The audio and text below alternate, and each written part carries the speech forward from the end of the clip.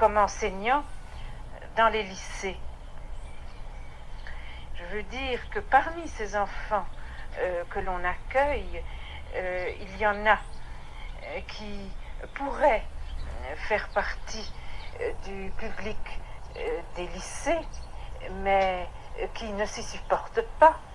Et d'autres sont des enfants qui sont désignés par la société comme psychotiques ou débiles.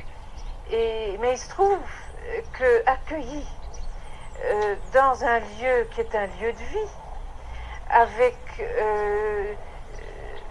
des gens qui ne s'interrogent plus sur ce que c'est que la maladie mentale, sur ce que c'est que être un enfant surdoué, que dans ce milieu-là, on ne sait plus qui est fou et qui ne l'est pas.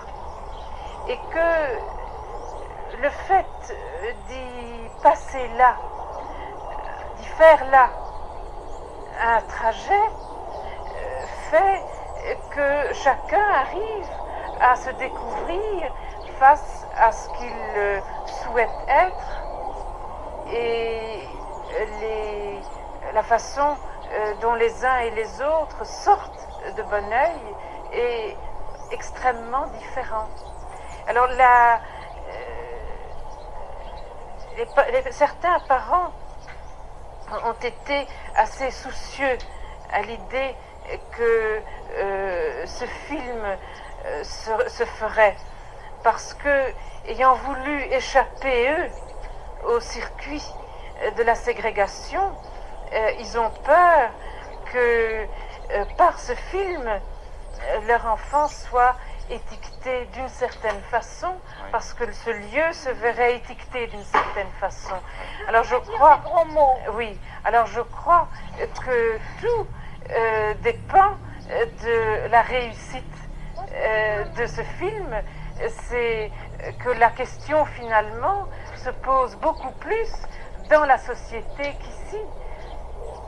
Bon, la fantaisie peut se donner libre cours sans qu'il y ait un temps pour la fantaisie ni un temps pour le travail. Ça se mêle tout ça.